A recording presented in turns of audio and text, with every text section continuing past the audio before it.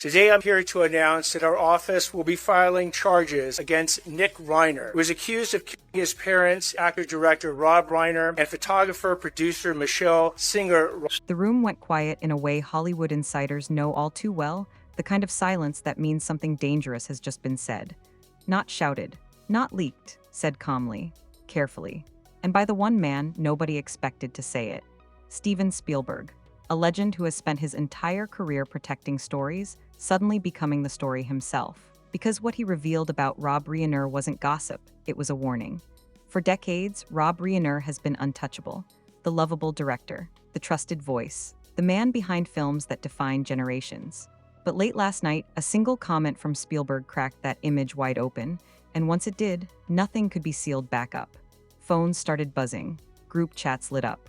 Old Hollywood names who haven't spoken in years suddenly had opinions. And everyone was asking the same question in hushed tones. Why is Spielberg talking now? Those close to the situation say this wasn't impulsive. This wasn't bitterness. This was something Spielberg had been holding in for years. A truth he protected out of loyalty, until he couldn't anymore. Because according to insiders, what Spielberg hinted at wasn't about movies or money. It was about control, pressure, and a side of Rob Reiner that only people behind closed doors ever saw.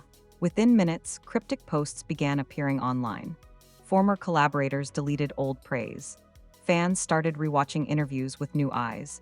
And buried beneath decades of admiration, a completely different narrative began to surface. I feel after all of this it's not about punishing. If somebody is struggling and has difficulties, you don't punish them for that. And I think a lot of these programs feel like the kid is being punished. And I don't think that's a great way to go. You're a parent and you think, there's my kid running out into the street, he's going to get hit by a truck. You want to keep him. One that makes you question everything you thought you knew. Because when the most powerful storyteller in Hollywood finally stops protecting the myth, the truth doesn't whisper. It detonates. The first crack didn't come from a headline. It came from a pause. People who were in the room say Steven Spielberg stopped mid-sentence, stared down at his hands, and exhaled like someone finally letting go of a weight he'd been carrying for decades. What followed wasn't an attack. It wasn't loud, it was worse. It was deliberate. Spielberg spoke about Rob Reiner the way you speak about someone you once admired deeply and no longer fully recognize. And the moment those words left his mouth, Hollywood felt it shift. For years, the story had been simple. Spielberg and Reiner, two titans, mutual respect, different styles, same heart. The industry loved that narrative because it felt safe, comforting. But insiders say that behind that polished respect lived a tension that most people never noticed because Spielberg never allowed it to surface. Until now. And when he finally did, it wasn't to destroy Rob Reiner. It was to explain him. According to multiple people close to Spielberg, the moment that changed everything happened years ago at a private gathering after an awards season dinner. No cameras, no press, just filmmakers, wine, and old stories. Rob Reiner was in rare form that night, loud, commanding, holding court. He wasn't just telling stories, he was correcting them, interrupting others. Reframing shared memories so he was always the moral center, the smartest one in the room. People laughed it off. They always did. But Spielberg noticed something different, not ego, control. One insider recalls Spielberg quietly pulling another director aside and saying, he needs the room to agree with him, even when the story isn't his. That comment never left that hallway, until now. Spielberg didn't accuse Reiner of being cruel. That's not the word he used. He used something more unsettling. He called him relentless. Relentless in shaping narratives. Relentless in positioning himself as the conscience of Hollywood. Relentless in expecting loyalty, not just professionally, but emotionally. And according to Spielberg, that relentlessness came at a cost, especially for the people closest to Rob. Old collaborators have since begun whispering about moments that suddenly make more sense.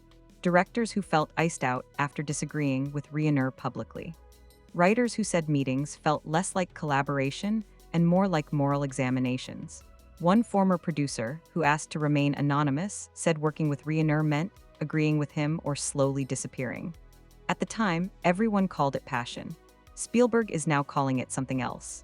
What made Spielberg finally speak wasn't a feud. It was fear.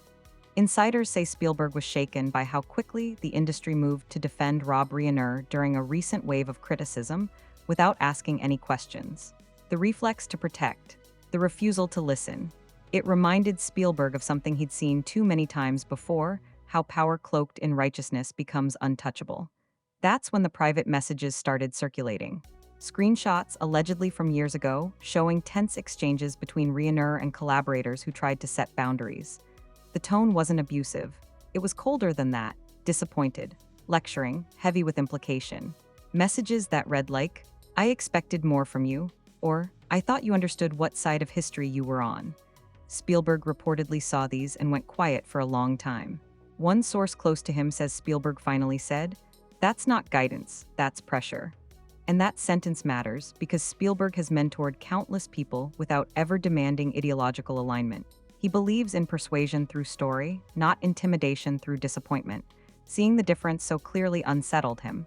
The tension between them wasn't explosive. It was slow, subtle, years of polite distance. Fewer shared appearances. Fewer joint panels. Spielberg never spoke badly about Reiner, he simply stopped defending him as loudly. People noticed, but no one dared ask why. Until Spielberg himself answered the question without being asked. Social media, predictably, went into chaos. Clips of Spielberg's comments spread with captions like, "This changes everything," and "Hollywood's quiet truth." Fans split instantly. Some accused Spielberg of betrayal. Others said he was finally saying what many felt but were afraid to voice. Old interviews resurfaced where Reiner spoke over others, reframed debates, or positioned dissent as moral failure. Viewed through this new lens, those moments felt different, heavier. And then came the reaction that truly escalated everything. A well-known actor, someone who worked with Reiner in the 90s, liked a tweet that simply read, "Steven isn't wrong." The like disappeared minutes later, but screenshots are forever. Another former collaborator posted a vague Instagram story. "Being right isn't the same as being kind." No names, no explanations. Everyone knew exactly who it was about. Spielberg, meanwhile, was reportedly overwhelmed by the response. He hadn't intended to ignite a firestorm, but insiders say he also didn't regret it. "I'm too old to protect myths," he allegedly told a friend. "We should protect people." That line alone has been repeated across Hollywood like a quiet mantra. What hurt Spielberg most, according to those close to him, was realizing how many people had stayed silent because Rob Reiner's approval carried weight. Career weight, social weight, moral weight. Disagreeing with him wasn't just professional risk, it felt like being labeled on the wrong side of something bigger. Spielberg understands influence. He just doesn't believe it should feel like pressure. Behind the scenes, the fallout deepened. A scheduled tribute involving both men was suddenly postponed. No explanation given. Industry insiders say Spielberg declined to participate unless the conversation was honest, not celebratory. That decision alone sent shockwaves through planning committees. You don't casually sideline Spielberg, unless he asks to step back himself. Rob Reiner, for his part, has remained publicly silent. No statements, no posts, but those close to him say he's furious, not because Spielberg criticized him, but because Spielberg did it without warning. He feels blindsided, one source claims. He thought Steven was loyal. That word keeps coming up. Loyal, as if honesty was supposed to be negotiated privately. And that's where the story turns darker. Because Spielberg's revelation wasn't just about Rob Reiner's behavior. It was about a culture that confuses moral certainty with moral authority. About how being on the right side of history can sometimes be used to silence nuance, complexity, and disagreement. Spielberg didn't accuse Reiner of bad intentions. He accused him of not listening. As the industry waits for Rob Reiner to respond, one thing is clear. The image has cracked, not shattered yet, but cracked enough that people are finally looking inside. And what they're seeing isn't a villain. It's something far more uncomfortable. A man so convinced of his righteousness that he stopped hearing anyone else. And just when Hollywood thought this was as far as Spielberg would go, a new rumor began circulating quietly through studio offices. That Spielberg had turned down a major project years ago, not over money, not over creative differences, but over a private confrontation with Reiner that ended with a sentence Spielberg never forgot. A sentence that, according to insiders, explains everything. And that sentence is about to come out. The sentence Spielberg never forgot didn't come during a screaming match. There was no slammed door, no raised voice, no witnesses leaning in from the corners of the room. That's what makes it so dangerous. According to multiple insiders who have now begun comparing notes, it happened in a quiet office years ago when the industry still believed everything between these two men was solid. The meeting was supposed to be routine, a potential collaboration, a what-if conversation.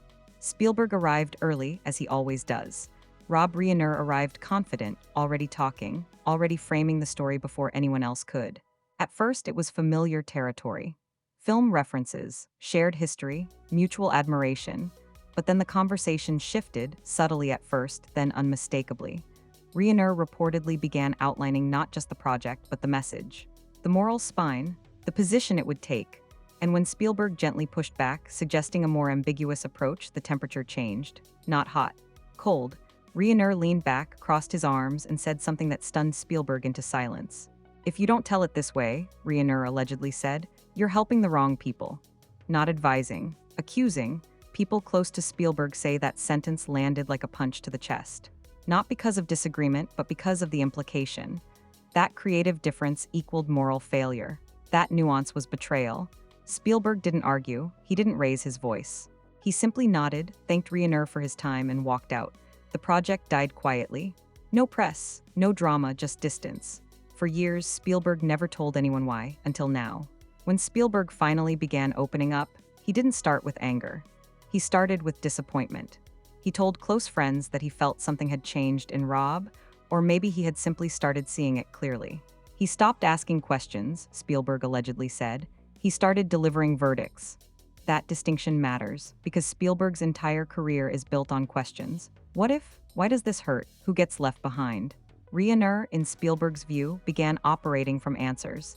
Fixed ones, and anyone who didn't share them became suspect. As word of this confrontation leaked, more stories surfaced, quiet ones.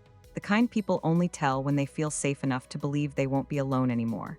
A screenwriter from the early 2000s recalled pitching an idea to Reiner and being told, "That perspective doesn't serve the greater good." Another said meetings felt less like collaboration and more like ethical vetting. At the time, they convinced themselves it was just intensity. Now, they're rethinking everything. Social media erupted again when an old clip resurfaced of Reiner on a panel, sharply correcting a younger filmmaker who dared to question a narrative choice. At the time, it was applauded. Now, with Spielberg's words echoing in the background, viewers heard something else. Control, certainty, finality. The backlash wasn't one-sided. Plenty of people rushed to Reiner's defense, calling Spielberg's revelations irresponsible, even dangerous. "We need voices like Rob's," one viral tweet read. "Silence helps no one." Others fired back just as hard. "There's a difference between conviction and coercion," another wrote. The comment section, the silence from Reiner has only fueled speculation. People close to him say he feels deeply betrayed. Not because Spielberg disagreed, but because Spielberg spoke. He believes some conversations should stay behind closed doors, one source claims. He thinks Steven broke an unspoken rule. But others argue that rule is exactly the problem. As the weeks pass, more reactions trickle in. A respected director quietly removes his name from a tribute committee honoring Reiner. A prominent actress reposts Spielberg's quote about protecting people, not myths, with a single word added. The industry doesn't move loudly when it's nervous. It moves sideways. And then comes the moment that truly shifts everything. A journalist publishes a long-form piece compiling anonymous accounts from people who worked with Reiner over 3 decades. The article doesn't accuse him of crimes. It accuses him of something harder to dismiss, creating an environment where disagreement felt unsafe, where silence was interpreted as disloyalty, where being right became more important than being open. The piece goes viral overnight. Headlines scream betrayal, others scream courage. Spielberg's name trends again, whether he likes it or not. And in the middle of it all, one paragraph stops readers cold. It references a second confrontation, later than the first, shorter, more personal. A moment when Spielberg, already distant, finally said something back to Reiner. Just one sentence. According to the source, Spielberg looked him in the eye and said, "You don't get to decide who's good just because you're loudest in the room." People reading that felt something snap. Now the industry waits. Because insiders say Rob Reiner is preparing to respond, not with an apology, not with silence, but with his own version of events. And those close to him warn it won't be gentle. They say he believes Spielberg misrepresented him. They say he has emails, memories, context. They say he's tired of being painted as something he doesn't recognize. And if Rob Reiner does speak, it won't just be about Spielberg. It will be about loyalty, about power, about who gets to define truth in Hollywood. And once that door opens, there may be no closing it again. The moment Rob Reiner finally broke his silence, it didn't come through a press conference or a carefully worded statement. It came through a leak, a long one. And the timing was not accidental. Late on a Sunday night, while most of Hollywood was quiet, a private email thread began circulating among journalists and producers. Not screenshots posted publicly. Not yet. This was the kind of leak that travels hand to hand, whispered from inbox to inbox, carrying weight precisely because it wasn't meant to be seen. The subject line alone sent chills through anyone who read it. Context matters. According to multiple sources who independently confirmed the same details, the email was written by Rob Reiner himself. Common tone, precise, and unmistakably defensive. In it, Reiner did not deny the meetings Spielberg referenced. He didn't deny the tension. What he denied was the framing. "I never told Steven what to think," the email allegedly read. "I told him what I believed was at stake." That distinction, subtle as it may seem, became the new battleground. Reiner went further. He suggested that Spielberg's comments were born not from fear or moral concern, but from distance. From stepping back when things got uncomfortable. "Leadership requires clarity," the email continued. "Silence can be interpreted as neutrality, and neutrality in certain moments has consequences." It was the same word again, consequences. The same pressure Spielberg reportedly felt years earlier. Within hours, the leak exploded onto social media. Screenshots appeared, some blurred, some cropped, all debated endlessly. Supporters of Reiner called it proof he was being mischaracterized. Critics said it confirmed everything Spielberg implied. The internet split clean down the middle, with no room left for nuance. Then came the voice memo. No one knows exactly who leaked it. Some say a former assistant. Others say a producer who finally got tired of carrying secrets that weren't his to hold. What mattered was the content. The voice, widely believed to be Reiner's, spoke with controlled intensity. "When people choose comfort over conviction," the voice said, "they don't get to lecture the rest of us about ethics." That sentence detonated across Hollywood. Actors who had once proudly credited Reiner in interviews began quietly distancing themselves.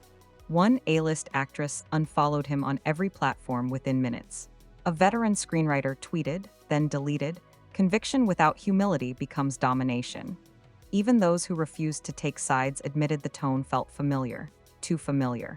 Spielberg, for his part, didn't respond directly, but those close to him say he was devastated, not angry, wounded. He reportedly told a friend, "I never questioned his values. I questioned his certainty." That line spread almost as fast as the leak itself, reposted thousands of times by fans who felt seen by it. Behind closed doors, the industry was in chaos. Projects paused. Invitations rescinded quietly. One studio allegedly delayed announcing a retrospective honoring Reiner's career, citing scheduling conflicts. Another insider admitted, "No one wants to celebrate someone while the room is still on fire." And then, unexpectedly, the fire spread beyond Hollywood. Political commentators weighed in. Media pundits reframed the feud as something bigger than two directors. They called it a cultural reckoning, a clash between moral absolutism and interpretive storytelling, between conviction and curiosity. Suddenly, Spielberg and Reiner weren't just filmmakers, they were symbols. That's when another insider stepped forward. This one had receipts, not dramatic, not explosive. Just a series of meeting notes from years ago, shared anonymously with a journalist. The notes detailed a pattern: Reiner dominating conversations, steering outcomes, framing dissent as danger. Nothing illegal, nothing scandalous, but deeply uncomfortable when read all at once.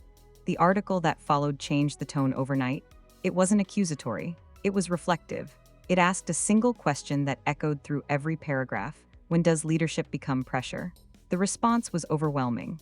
Thousands of comments poured in, many from people far outside Hollywood, sharing stories of workplaces where disagreement felt punished, where silence felt safer than honesty. Reiner's camp pushed back hard. They accused the media of piling on, of turning philosophical disagreement into character assassination. "Rob has always been unapologetic about his beliefs," one associate said. "That doesn't make him dangerous." Others countered that being unapologetic is precisely what makes power unchecked. The most telling moment came when a longtime mutual friend of Spielberg and Reiner spoke anonymously to a trade publication. "They both think they're protecting something," the source said. "Steven protects questions, Rob protects answers, and neither knows how to exist in the other's world anymore." As days passed, the noise didn't die down, it deepened. Fans rewatched Reiner's films, searching for meaning between the lines.